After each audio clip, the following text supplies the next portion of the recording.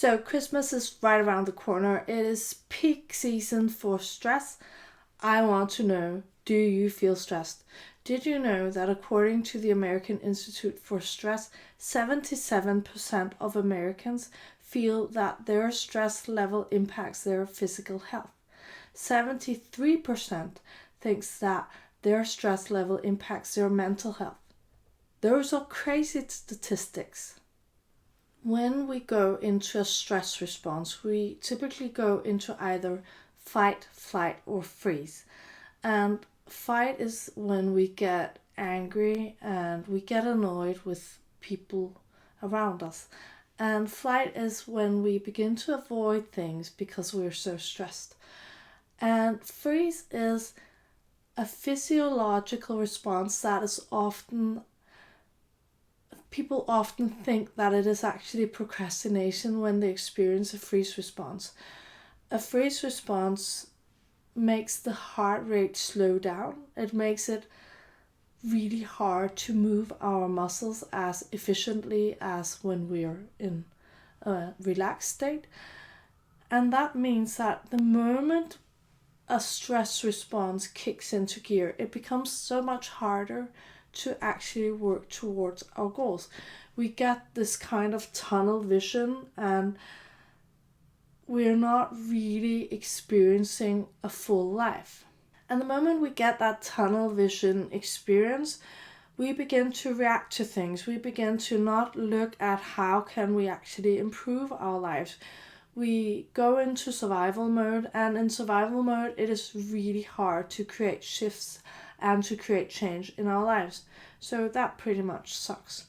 So what I want you to do if you are stuck in a stress loop is to try to identify one area in which you can get a little bit ahead so that area of your life does not stress you out as much. And I have 3 tips for you. And one thing is to optimize your calendar. Because most of us use calendars on a daily basis. We wouldn't know what we were supposed to do without them, I think. And you can use a calendar and then not use it in an optimal way. And I want you to think of your calendar as a command center for your entire life. So it's not just your appointments, it's not just your work schedule and deadlines and stuff like that. I want you to basically see it as a second brain. And that metaphor is a bit strange to me because I don't want an inanimate object to be my second brain. But still, it does make a lot of sense. So let's see it as an assistant instead. So we imagine that the calendar is our assistant and that it will remind us of everything we need to know at the exact time that we need to know it. So for instance, I began making a plan for each week, and it's on our fridge, and it includes basically everything. And the reason it's not on my computer is that I will then not update it as regularly, because everything goes there. Play dates that we schedule, to remember the clothing for sports practice at school, to remember everything basically, because I do not have the bandwidth to remember everything. And the moment you begin to use your calendar in a way so that you actually free up a bit of that stress that happens when we find out that horrible feeling when we find out that we have missed an appointment, or that this or that is happening today and we're not prepared for it. We have to go to a birthday party and we forgot to buy a gift, or someone thought the other person would do it, if you're in a 2-parent household, for instance. So get everything down and also assign it to a specific person if it's a to-do task. And the second thing is actually to assign your household chores. If you're not the one doing everything, and if you live with other people, I really hope you're not the one doing everything. We have to realize what has to be done. We have to get an overview of it. What has to get done? And then we write it down, and preferably we also write down when it's going to happen and also who's going to do it. Because if you do that, for instance, on Sunday for the following week, there is a much higher likelihood that people will, one, have clean socks, two, that the house will be slightly clean, three, that you will actually get dinner every single day.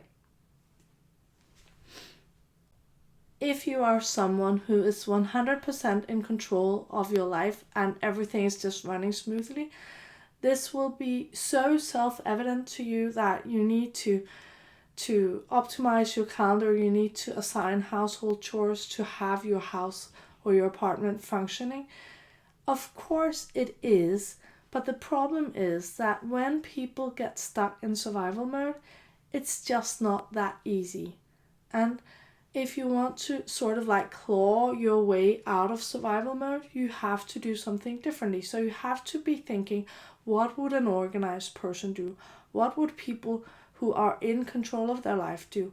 And I'm not afraid to admit that I did this for years and years and years, where everything was, things did not get on the calendar and the house was a mess. Some parts of it still are, especially as we're redecorating and we have too much stuff. But I don't want you to think that you cannot optimize. Most of you can optimize. So the third thing that I would like you to do is to actually schedule in your calendar, set aside time to pursue your goals. Because it might seem frivolous to you, especially if you're in survival mode, to think about your own goals.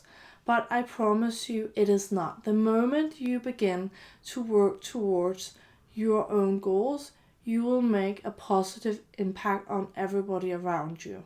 And it will give you energy. Working towards your goals is very life-giving. Sometimes you need to set aside only a little time in the beginning.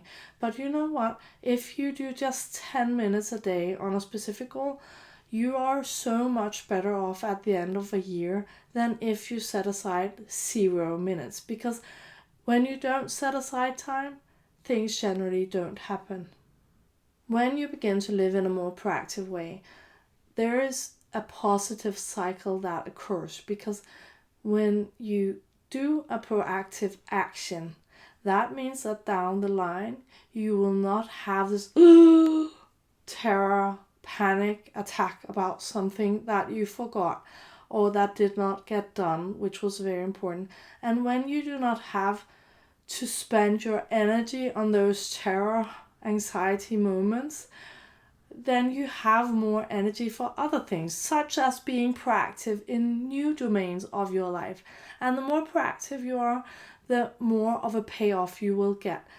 And when you are proactive, you will have both the time and the bandwidth to work towards your goals and your dream life.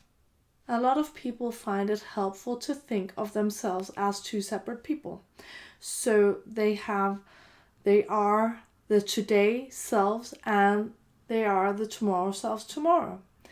And then you can ask yourself, what will you be thankful for tomorrow that the yesterday version of you did to set you up for success? I think that is helpful, because when we are sometimes at the end of our rope, we can maybe push ourselves. And if you know me, you know I'm not an advocate for hustle culture or pushing ourselves, but sometimes we really need to do it a little bit to get ahead. And if you think about the tomorrow version of you, sometimes it will become easier to spend that last bit of energy that you have on any given day to set yourself up for better tomorrow, especially because you know it will set you up for a better day tomorrow. It will set you up for an even better day the next day. The positive ripples continue. So I would love to know, what are you going to do? What are you going to do today, maybe right now, to set yourself up for better tomorrow? What domain of your life are you going to decide to be more proactive on? Until next time, seize your life. It is yours. There is only one. Carpe diem.